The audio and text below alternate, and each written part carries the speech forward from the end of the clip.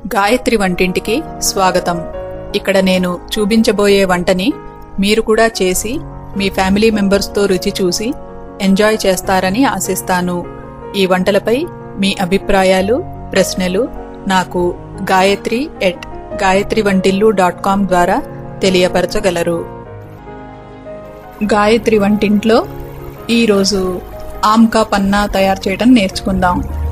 అంటే మామిడికాయతో ఒక చల్లని పానీయం. దీనికి కావలసిన పదార్థాలేమిటో ఇప్పుడు చూద్దాం. మామిడికాయ 240 గ్రాములు, కడిగి ఆరబెట్టుకున్న పుదీనా ఆకులు గుప్పెడు, పచ్చిమిరపకాయలు 2, సైంధవ లవణం 1/2 టీ స్పూను, తరిగిన బెల్లం 1 టేబుల్ స్పూను, ఉప్పు 1/2 టీ స్పూను, వేయించి పొడి చేసుకున్న జీలకర్ర 1/2 టీ స్పూను, నీళ్లు 700 గ్రాములు అంటే సుమారు 3 కప్పులు. ఇప్పుడు ప్రిపరేషన్స్ ని చూద్దాం.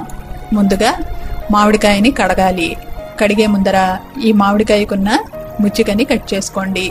ఒక బౌల్లో నీళ్లు తీసుకుని దాంట్లో ఈ మామిడికాయని వేసుకుని వేళ్లతో రుద్దుతూ బాగా కడగండి. ఇలా కడిగిన మామిడికాయని ప్రెషర్ కుక్కర్లో వేసుకుని కొలిచి పెట్టుకున్న నీళ్లని పొయ్యండి. ఈ మామిడికాయని ఉడికించుకోవాలి. 2 విజిల్స్ వచ్చేదాకా కుక్కర్లో ఉడికించుకోండి. కుక్కర్ చల్లారిన తర్వాత మామిడికాయని తీసి చూస్తే మెత్తబడి ఉంటుంది. ఈ ఉడికించిన మామిడికాయని కాసేపు పక్కన పెట్టుకుని చల్లారనివ్వండి. అలాగే ఈ మామిడికాయ ఉడికించిన నీళ్లని కూడా చల్లారనివ్వండి. చల్లారిన తర్వాత మామిడికాయకున్న పై పెచ్చుని తీసేయండి. ఇలా పెచ్చు తీసుకున్నాక ఆ పెచ్చుకి అంటుకుని గుజ్జు ఉంటుంది. స్పూన్తో దాన్నంతటిని తీసుకోండి. అలాగే టెంక చుట్టూతా ఉన్న మామిడికాయ గుజ్జుని కూడా తీసుకుని పెట్టుకోండి. ఇప్పుడు ఈ ఆమ్కా పన్నా తయారు చేయడం ఎలాగో చూద్దాం. ఒక మిక్సీ జార్ తీసుకుని దాంట్లో పచ్చిమిరపకాయలు వేసుకోండి. ఆ పైన పుదీనా ఆకుల్ని కూడా వేసి గ్రైండ్ చేసుకోండి. ఇక్కడ కచ్చాపచ్చాగా నూరుకుంది కదా, స్మూత్ పేస్ట్ తయారు చేసుకోవటానికి దీంట్లో కొద్దిగా నీళ్లు పోసి మళ్ళీ గ్రైండ్ చేయండి. ఇప్పుడు ఈ నూరుకున్న పుదీనా మిశ్రమానికి వేయించి పొడి చేసుకున్న జీలకర్ర, ఉప్పు, తరిగిన బెల్లం, చివరిగా సైంధవ లవణం ఇవన్నీను వేసి మళ్ళీ గ్రైండ్ చేయండి. ఇలా తయారు చేసుకున్న మిశ్రమానికి ఉడికించి పెట్టుకున్న మామిడి గుజ్జును కూడా వేసి స్మూత్ పేస్ట్ వచ్చేటట్టుగా గ్రైండ్ చేసుకోండి. ఇప్పుడు ఈ మామిడి గుజ్జుని ఒక జగ్గులో వేసుకుని మామిడికాయని ఉడికించడానికి ఉపయోగపెట్టిన నీళ్లని ఇందులో వేసుకోండి. ఈ మిశ్రమం అంతాను కలిసేటట్టుగా కలుపుకోండి. బాగా చిక్కగా ఉంటే దీంట్లో మరి కాసిని నీళ్లు పోయండి. ఇందులో నీళ్లు కనుక పోస్తూ ఉంటే రుచులు మారతాయి.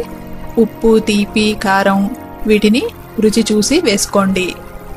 ఇలా తయారు చేసుకున్న ఆమ్కా పన్నాని ఫ్రిడ్జ్లో పెట్టుకుని చల్లబరుచుకోండి.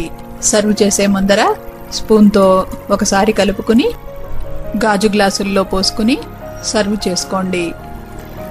ఈ ఆమ్కా పన్నా ఒంటికి ఎంతో మంచిది. నార్త్ సైడ్ ఈ పానీయాన్ని ఎక్కువగా ఉపయోగిస్తారు. వేసవికాలం ఎండలకి వడతగలకుండా ఉండటానికి ఈ ఆమ్కా పన్నాని తయారు చేసుకుని తీసుకుంటారు.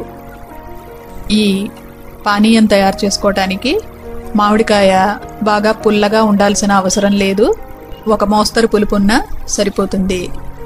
పచ్చడికనో పప్పుకనో మామిడికాయలు తెచ్చుకున్నప్పుడు అప్పుడప్పుడు కొన్ని మామిడికాయలు పైకి బానే ఉన్నా లోపలంతా పండిపోయి కనపడుతూ ఉంటాయి. అలాంటి పండు మామిడికాయలతో ఈ ఆమ్కా పన్నా తయారు చేసుకుంటే వృధా పోకుండా రుచికరమైన పానీయం తయారవుతుంది. ఈ మూవీ క్లిప్ ద్వారా ఆమ్కా పన్నాని తయారు చేసుకుని రుచి చూసి మీ ఇంటిల్లిపాది ఎంజాయ్ చేస్తారని ఆశిస్తాను.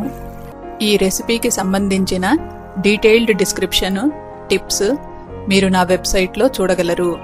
ఇలాంటి మరెన్నో వంటలని మీరు నా వెబ్సైట్ gayatrivantillu.com లో చూడగలరు.